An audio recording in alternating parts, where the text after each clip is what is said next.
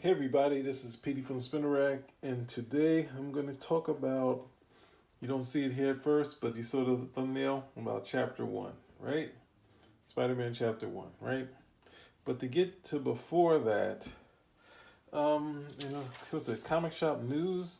They had a blurb where they talked about what happened, how how John Byrne was going to see what was available at Marvel, and then Howard Mackie said that Ralph Macchio has a project that he would love for him to do, and then they talked, and it all came together. Negotiation went swimmingly.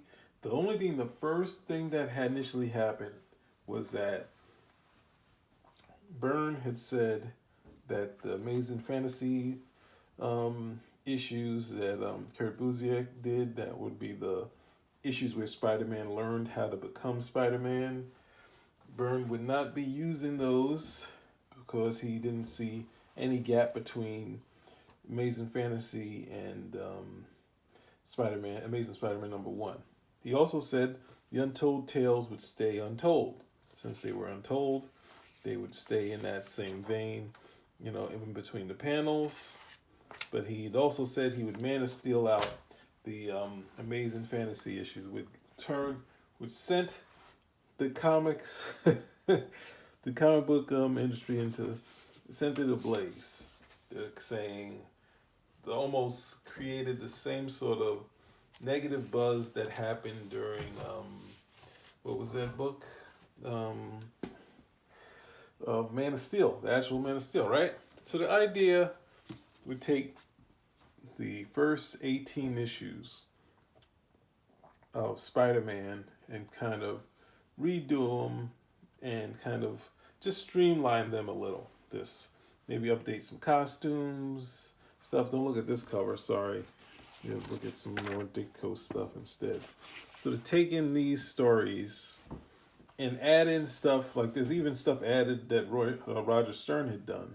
So take some of these stories and streamline them in such a way that it all act done like Stan Lee and Steve Ditko meant to do everything that they did instead of flying from the seat of their pants. That's how Byrne was approaching it. Even though it was a idea to reboot, the initial idea was they were going to really possibly reboot and make Spider-Man a teenager, but they decided, no, we're going to condense the titles, we're going to streamline this whole thing, which ultimately they found out was a wrong thing to do, to streamline it into, instead of having 4 titles, streamline it into 2 with some special projects here and there, right? Because it's taking away money, even though you have some books that sell less than others. But before we got to that, they had to get to Chapter 1, right? So they came up with this storyline called Gathering of the Five, where they created some characters along with Norman Osborn to gather these artifacts, right? And I think Byrne pitch hit on one of the issues. He started helping out and writing some of these issues, right? Where they gather all these things, which would gain, between these 5 people, one would get all different types of power. You'd have infinite power and insanity. So that's different, and like 3 other things, right? So you have someone who would get intelligence, someone would, a person got a weird power, and I forget what the other power was. So that plays out gathering these artifacts in these issues, and then they have the final chapter, right? And in the final chapter, they would, between these 5 people, they would figure out who would gain all this power between madness, death, power, knowledge, and immortality. Between all these characters, you have Madam Web, Norman Osborn, and a couple other people you don't know, right? And one of the things looming throughout this series, this arc, is that Spider-Man and Peter Parker's child is still alive, right? So that is something that Mary Jane finds out, and it sends Spider-Man on the chase to find his daughter May, the one we know from, I guess, Spider-Girl, right? And Norman assumes that he gained the power or immortality, so he goes on this warpath, and Spider-Man is trying to find his daughter. And it comes to a big, abrupt end where this also set the comic book industry ablaze. What happened here? I really liked Byrne's new costume for Norman Osborn, and having the grin forever. Spider-Man stops him, and then he winds up, it's not his daughter, it's actually his Aunt May. Now, Aunt May passed, I forget the issue. It was past, I'm not sure if it was 400. It might have been, but she passed in this poignant issue by Jem DeMatteis that everybody loved. They finally got rid of Aunt May. And to a lot of the comic pros, a lot of Marvel guys, felt like the book had lost a step without May, even though she's old and everybody's been asking her to die forever. So we have these great covers. I'm not going to get into the rest of these issues. The big showdown between Spider-Man and the Green Goblin with his new outfit. And then we have either it ends on a positive note or possibly it ends a negative note. But however it ends, it leads to the next series, the new #1, The Legend Reborn, right? So we're not getting into that. Byrne, at the same time, had decided that since he was doing something that was going to do a lot of stuff that was going to shock the comic book industry, he would also do the main series, and he would do both Chapter 1 and the regular series, right? So there, we did it. We got through that, or we got through that origin of stuff. I don't know how I'm going to get through these books because this is 13 issues. So before I get to that, let's talk about the press. Because this is the last time John Byrne would get big press from the comics industry. So he had Comic Shop News, which I showed you. You had the initial thing from Wizard. That's for Wizard, right? So they talk about the King of Revamps. They give you a little history of this stuff. It talks about updating. But then at the same time, Wizard had changed from what it was before. Wizard had actually started to give more of its opinion rather than just doing the hollow praise that they would do in the past, where they would just sort of highlight people. I think Byrne got possibly top artist honors in this thing, but slowly that left, right? So they kind of side with Byrne's only got 5%. Grant Morrison only has 2%. And they kind of look at Joe Kelly or Kurt Busiek as the guys. But Stan Lee is up there too, right? They of course want Todd McFarlane to come back, Scott Lobdell and others. But the idea to, they kind of have left it open that many, like Byrne isn't the top guy in their opinion. This is they're saying it's a reader poll, but who are the readers? Like, come on, right? So that's where it first started. Then they had, and this is to show you, this type of press Byrne did not get on his X-Men series. We had this other article, right? Which was their take 2, right? And they talk about this. Byrne gets to talk to them about it, right? We have this, and then they show another shocker, right? That there's an explosion that happens in Chapter 1, right? And this also set the comics fandom in ablaze. Like, what? An explosion, right? So this is when they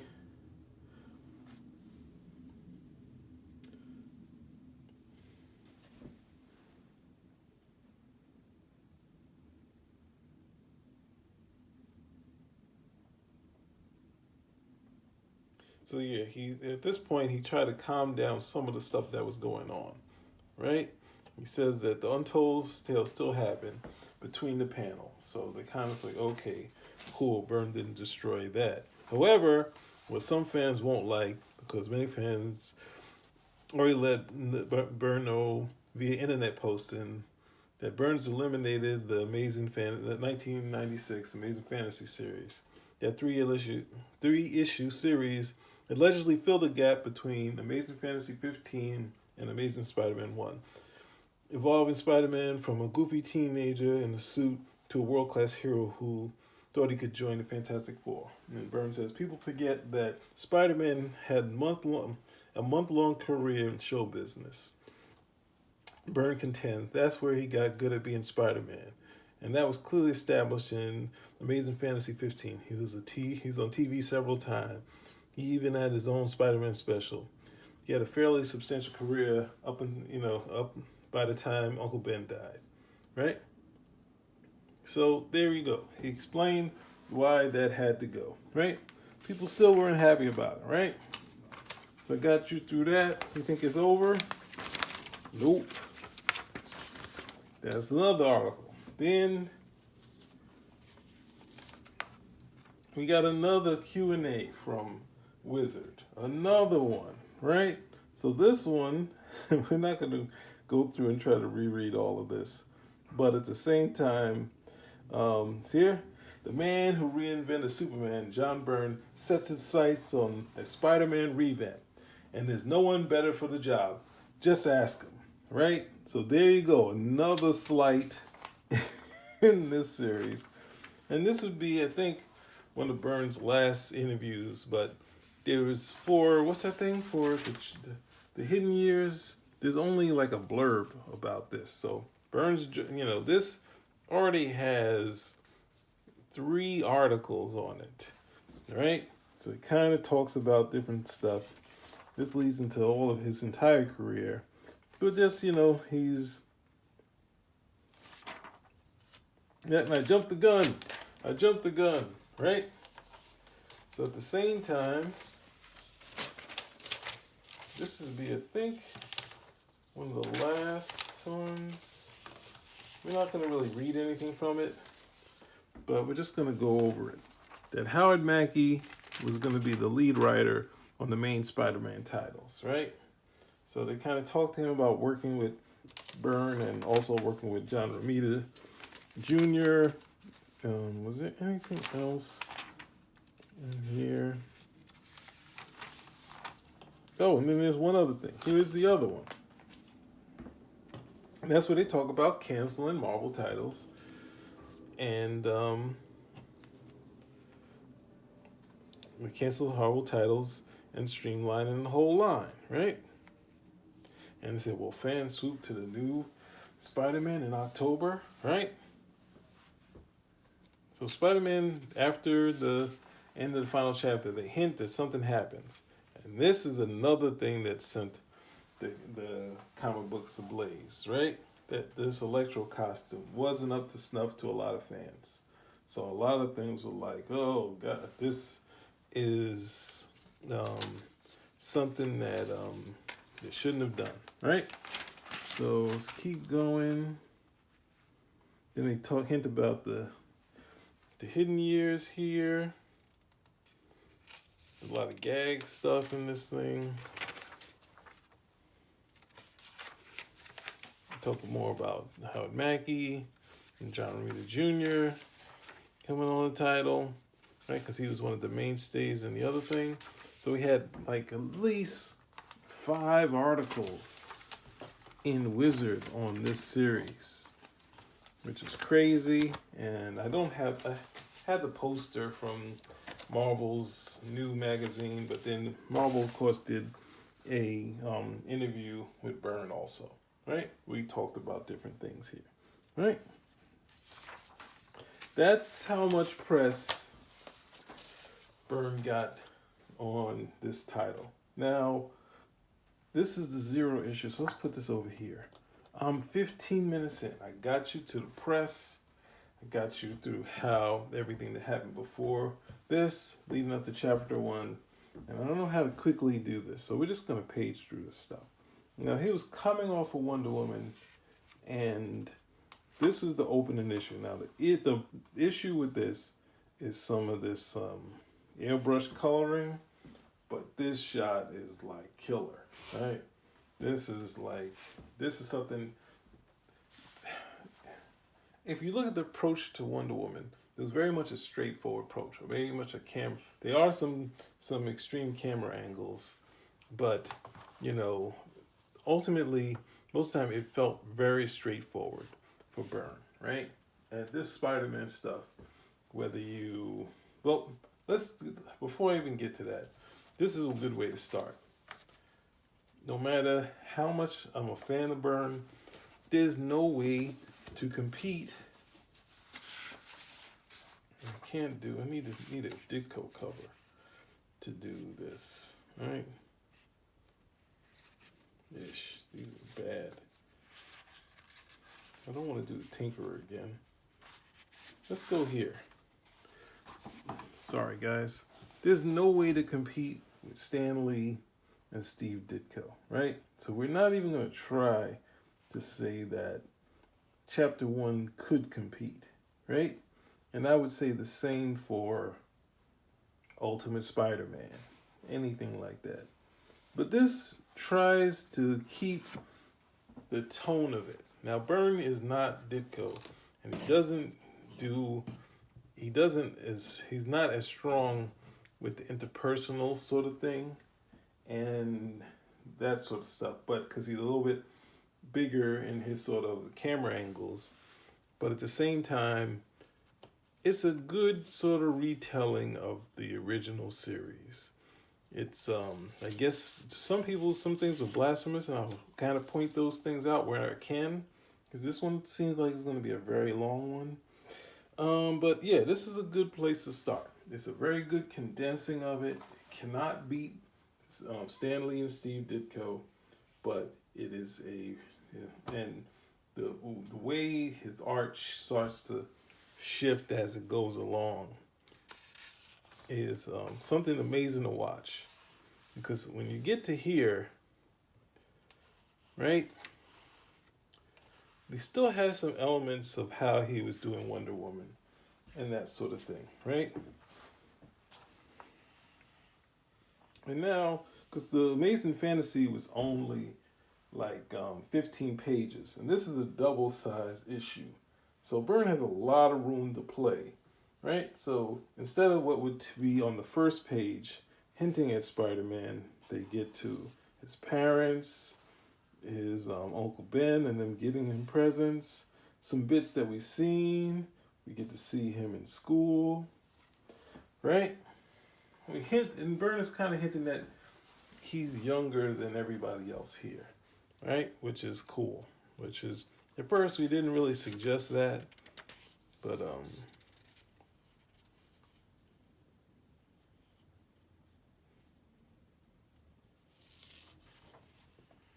and this is where the first big change, where he was trying to condense stuff that was in the Spider-Man universe, so they wouldn't have too many atomic sort of radiation related things. So his idea was to kind of have Spider-Man, the event that where the radioactive spider bites him, it's the Doc Ock thing. Doc Ock, who also gets hit with radiation. It would happen at the same time, which makes sense, but this got the fans really in an uproar that he shouldn't have done it, right? And something happens, something messes up the thing, and it leads to this explosion. And Byrne himself said that felt kind of weird in doing it, because it really felt like a change. But at the same time, that's where he gets bit by the spider, right? And everyone else here has some sort of protective suits. Spider-Man gets bit here. And then instead of that, he's in the hospital. So this was a drastic change, right? In the thing. There's always in these reboots, some sort of drastic change, but he seems to heal really quickly, right? And then we get to see something that Byrne is kind of setting up, to have this criminal early in the story So he doesn't come out of the blue when he does something to Uncle Ben, right? So it's sort of set up, right? And he goes home, and this is just taking the original stuff and working out different angles with the looming presence of Spider-Man in the background, right? So it's really sort of, the Spider-Man shots are really cool. Uh, the art still has some of the rougher elements of the Wonder Woman, or the what's it series, the Jack Kirby's Fourth World, but you get a lot more time with Uncle Ben and Aunt May, right? And this is really, see, even the angle we're getting, because we know we're going to get some more of Aunt May, but this is angled just right, so we get to see these touching moments between the two of them, and this is sort of the same sort of stuff going on here, and this is the big change. Instead of him sewing it, he silk screened the costume, and then he also makes the webbing. It's something that he was working on. And this is a Roger Stern bit. This, I think, was introduced in Peter Parker, and that he was something that he was working on earlier that he modified to become his web shooters. And then he came up with a better outfit, and he got on TV. So this montage here would lead to all the time him learning his powers and becoming better at it, right? And we get to see some more stuff with his school companions, and then of course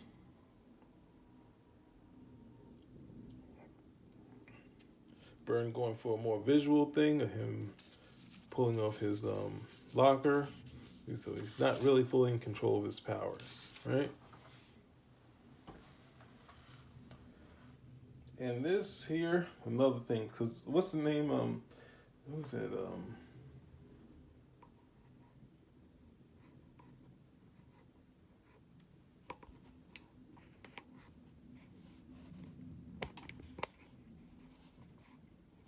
Sorry, y'all. So, Marv Wolfman had decided that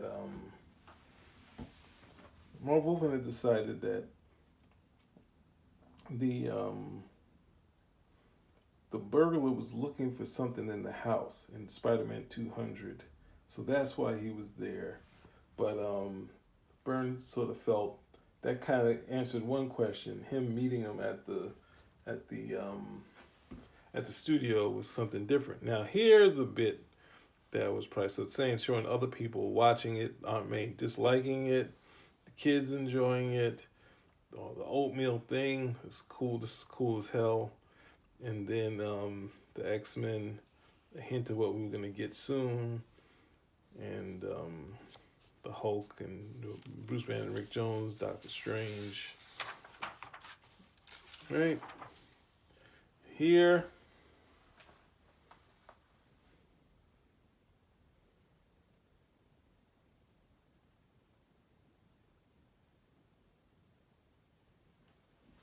And the cop has been, instead of someone else telling that cop has been following this guy.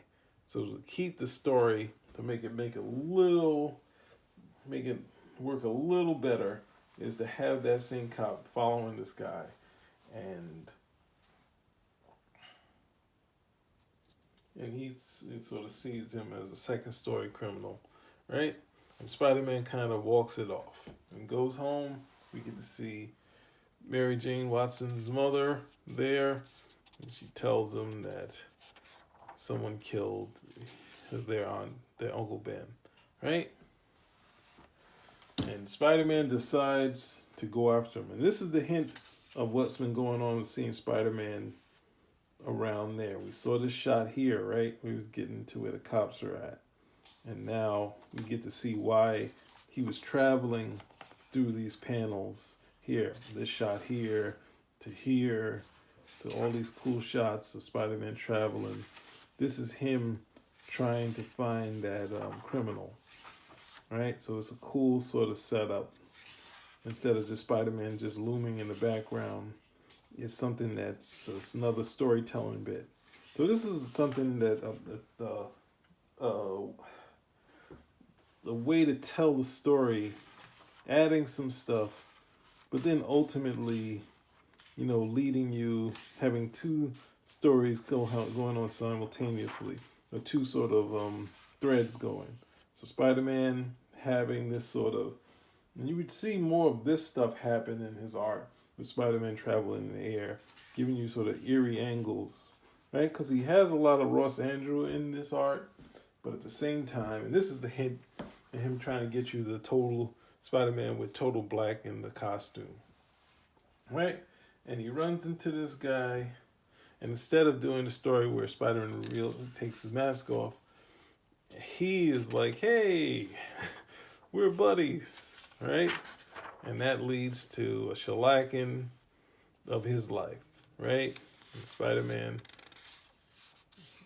giving a little rougher elements, the wide-eyed to the eyes sort of closing. Something that a silkscreen costume shouldn't do, but it's comics. You got to push the envelope a little more, right? So this was kind of jarring for a lot of people, but because it wasn't the same as the original story, but it led to the same way, and still led to not it being said by anyone, but the narrator saying, "With great power, there must also come great responsibility." Right? So we have this issue. This was the roughest one to get by. This actually was the roughest one to get by.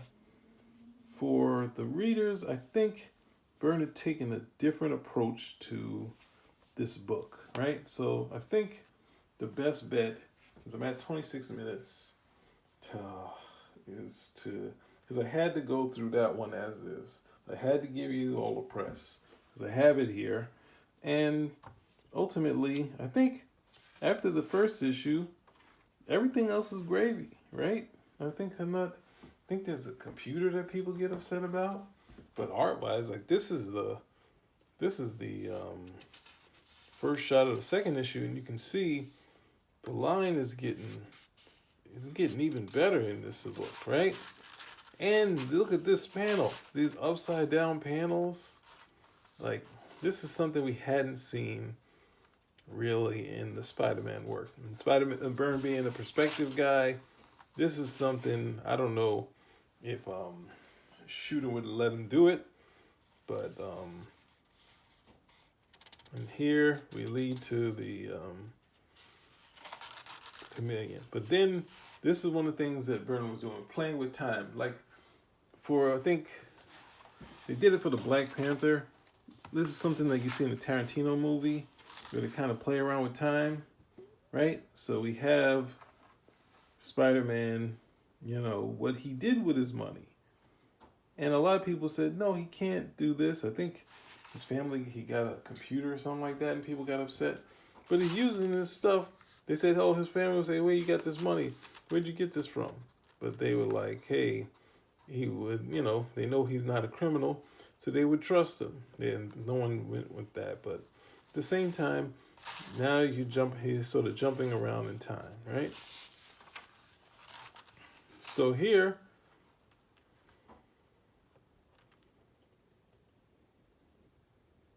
getting you back to where it was, Spider-Man goes in there and all his money's gone. And he's like, what? And it's like Spider-Man came over. He had his web shooter gun. And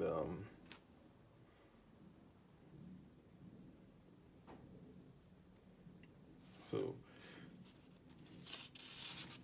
now the coloring is a little heavy-handed. The separators, they kind of overdid it on this thing. And that's kind of the only big issue. But there's a lot of cool stuff here, right?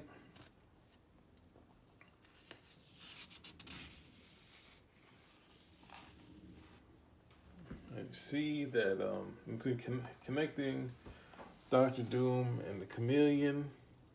And then after the explosion, they're having a hard time removing the harness.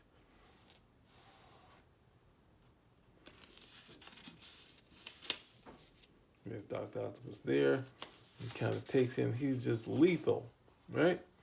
And this is a scene that's also in the regular series here, but just and just done from different angles, which is cool, right? Spider-Man slips in. You got the FF, and it's basically recreating what happened before, right?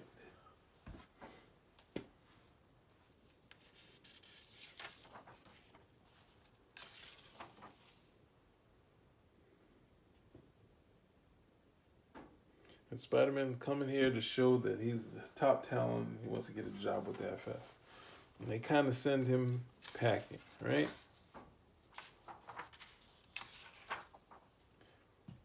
So at the same time, Spider-Man is having a hard time with his spider sense. But this is something I think which was in a graphic novel, I think Parallel Lives, where Mary Jane kind of sees Spider-Man, but Spider-Man doesn't know that his spider sense is what's going on. And this is, there's always this subplot of Spider-Man trying to avoid Mary Jane, and Byrne liked that part, so he kept that. So there's a lot of things that he did keep. And there's a ton of stuff he kept, but some of the bits that he changed, people really went in uproar for. When at the same time, we'd have Ultimate Spider-Man, and everyone was just like, change more, change the person. Well, he didn't say he was changing the personalities, but he just did, right? Spider-Man proves that this guy's the bad guy, but at the same time, they have bigger issues, right? That John Jameson's in trouble. Spider-Man says he can help out. He gets on top of a plane. Somehow, great that his spider powers kind of clears up any sort of problem with being in the air. He helps them out. They get down. And J. Jonah Jameson still tears them apart, right? So yeah, not much changes outside of that.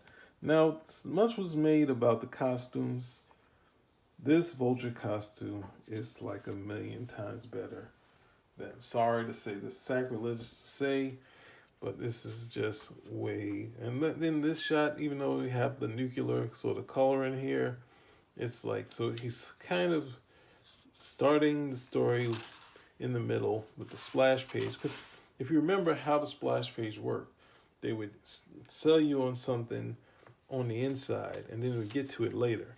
Then this would be no different, right? But it's just sort of a time jump. So we start in this story where we have Spider-Man middle event. This is the issue where Spider-Man fought aliens, right? And he's trying to capture the Tinkerer. And they, of course, think that he started the fire, right? And then we have the aliens go off. But we're setting up Mysterio here, right? And this is something that Roger Stern also set up. That it wasn't actually aliens, it was actually Mysterio that happened beforehand. So it's connecting another bit that was already still there, right?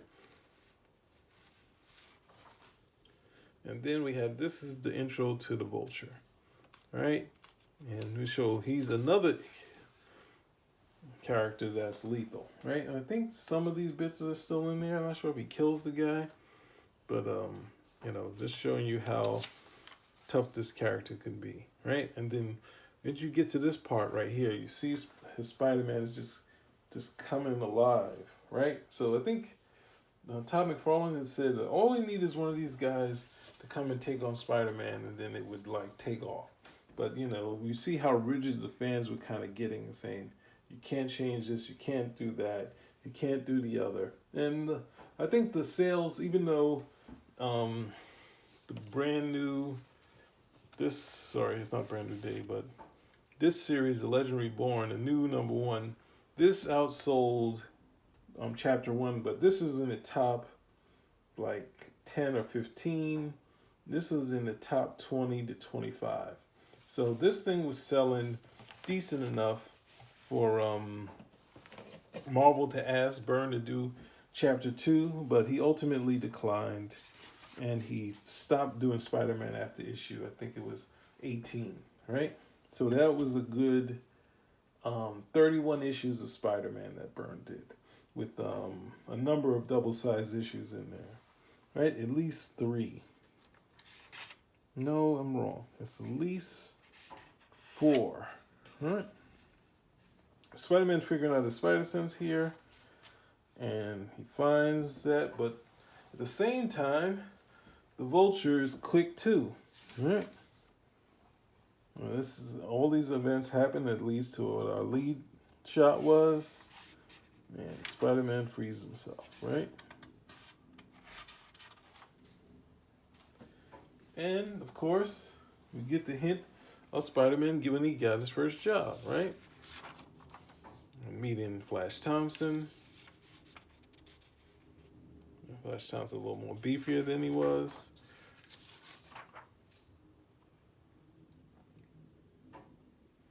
Spider-Man catches him. And this is, the art just started, it just got, like, from issue to issue, it just gets better and better, right? So at the same time, Jameson leads him to the next story. And we get to see now this extra color separation, adding all these effects to it, doesn't help out the art, right? Having the shine here and that sort of stuff, because you kind of, the art, you're taking away from the art. But, this is what the period was, post 90s, was adding all these airbrush effects and nutty color separation stuff, right? And delivers Spider-Man's second loss. And this is another key thing for me as a Spider-Man fan. The Spider-Man taking some hits, right? That's what I liked about the early series. That's what I liked about the 70s. And that's what I liked about the Todd McFarlane Spider-Man, right? And here's something, a hint of what was going on with something that was going on in the comic books, right? But yeah, this is even better because it wasn't Ditko. I think initially I was iffy on this part, but man, it's like, and I think this, when they were reviewers, were like, they were tough on it, but they liked this sort of thing, even though it's the same thing, sort of having this emotion of moving past his glasses, that he doesn't need them anymore, right? We introduce Robbie Robertson early on in the series, right? And this is another, they'll be basically, at this point, most of the stuff that's in here is basically just retelling, right? And a little bit condensed, and him being inspired by Johnny Storm, which everyone forgets, that kept him in the costume.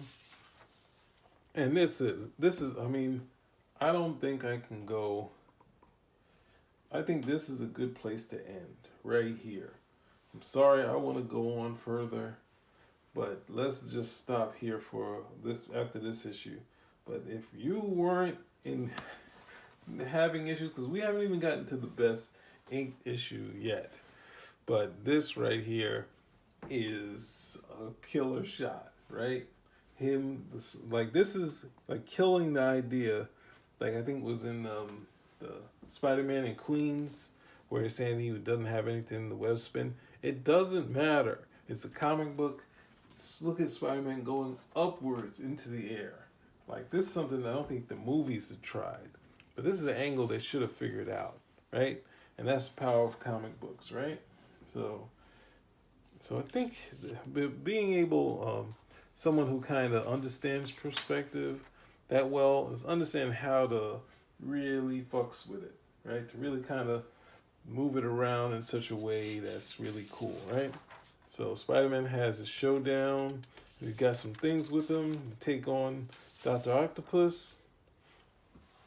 And this is cool that, I think it's the same as what's the name, but it's cool that Spider-Man couldn't just break the arms, which was kind of lame to just have, I just break them. Like, he finally doesn't hold back and breaks him, which is kind of ridiculous. So I thought it should be fairly formidable with all these arms. And I think even the movie kind of had him, well, I can't even talk about the movie, right?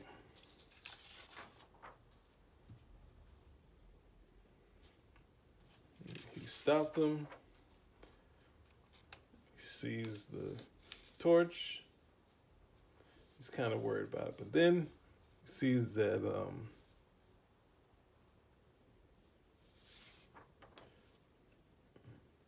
and this, oh yeah, this is even a better place to end, right? This is ultimately the best bit in chapter 1. You cannot, this is the best bit. And if you haven't seen it or realized it yet, it's here. And this is classic Burns storytelling, right? So everything in here is updated. Hat turned backwards, cell phones, all the stuff that wasn't in this original series here, right? And this essential value. What does May have? A rotary phone, right? A regular phone. So that for me is one of the bigger sells of it, right? So the Fantastic Four here was going on, and they set out to help too, right? And we leave it on the cliffhanger. So one of the things that, since Spider-Man utilizing his figuring out his spider sense, and ultimately it's a trap, right? So ultimately he was also ending on cliffhangers, even though this was kind of stuff we already knew. We don't know if Byrne was going to burn down the whole house or whatnot, but they'll give you a hint of what was next. So this was issue 4. So I did 4 issues. Oh man, can't believe it, right? So this would be the next issue. This is where I'm going to stop and recharge and see how far we can get. But we had to give you the hint of how Wizard kind of helped kind of put out a lot of the issues. Rather than letting people find it on the page, they probably still would have been upset. But they didn't get the time the same way like in Man of Steel did, where they just could build up all this negativity toward it. Because it already was like, oh, Marvel doesn't need to reboot, even though there's Ultimate Spider-Man coming 2 seconds later and everyone accepted a reboot. Some of this other stuff wouldn't have been an issue, right? But we had to get you all the stuff that came beforehand. And the hint of that, this much content as far as news for us, and the original name of chapter 1, which was called Twice Told Tales, right? That was the original title for it, but they couldn't get the name, so they were calling it a Spider-Man Genesis, and Byrne didn't like that. So they put out they were going to do the final chapter. So Byrne, I think Byrne, they said came up with chapter 1, right? Because they didn't want to use Spider-Man Year 1, right? So that's it.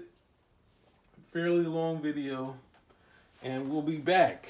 We have another 8 issues to do. So, and you're gonna see the art get even better in this series.